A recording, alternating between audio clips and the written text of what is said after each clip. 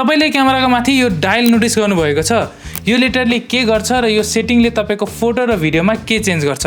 आज हामी त्यसकै बारेमा कुरा गर्नेछौँ। Welcome to the episode 5 of camera basics, जहाँ म तपाईलाई क्यामेराको त्यो सबै कुरा ब्रेकडाउन गरेर भन्छु जुन एक्चुअली काम लाग्छ। क्यामेरा मोड्स भनेको के हो त?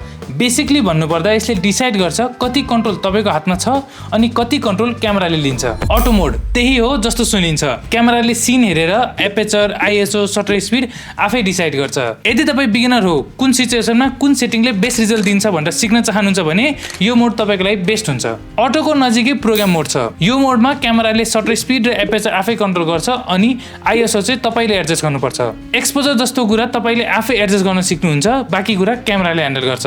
एपेचर प्रायोरिटी यो मोडमा तपाईले एपेचर चुज गर्न सक्नुहुन्छ र क्यामेराले करेक्ट एक्सपोजर आफै सेट गर्छ।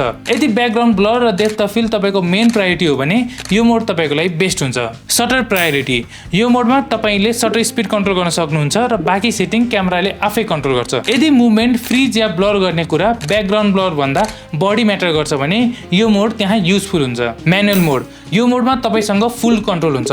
तपाईसँग टाइम छ, लाइटिङ कन्स्ट्यान्ट छ या कुनै इन्टेन्सनल सुट गर्दै हुनुहुन्छ, यो मोड त्यहाँ बेस्ट हुन्छ। सेटअप गर्न टाइम लाग्छ तर तपाईको इमेजको हरेक पार्टमा तपाईको फुल क्रिएटिभ कन्ट्रोल हुन्छ। अरु अप्सन पनि छ डायलमा। 1 2 3 नम्बर कस्टम मोड हो। तपाईको फेभरेट सेटिङ कम्बिनेसन तपाईले यहाँ सेभ गर्न सक्नुहुन्छ, जसले गर्दा तपाईले हरेक पल्ट स्क्रैचबाट सेटअप गर्नु पर्दैन। सो बिगिनर्सले कुन मोड एक्चुअली युज गर्ने त? एपेचर प्रायोरिटी र सटर प्रायोरिटी बिगिनर्सहरुलाई बेस्ट हुन्छ। यसले क्रिएटिभ कन्ट्रोल त दिन्छ तर सबै सेटिङ्सको बर्डन दिदैन। यो मोडमा तपाई कम्फर्टेबल भएपछि म्यानुअल मोडमा शिफ्ट गर्दा हुन्छ। एपिसोड 5 को लागि यति नै। तपाईले डिफरेन्ट क्यामेरा मोड्स र त्यसको युज बुझ्नुभयो। अब नेक्स्ट एपिसोडमा म क्यामेरा कम्पोजिसन र कसरी कुनै शटलाई इन्टेन्सनल देखाउने भनेर भन्छु। अनि तपाईलाई कुनै स्पेसिफिक टपिकमा भिडियो चाहिएको छ भने please let me know in the comment section. I will see you in the next one.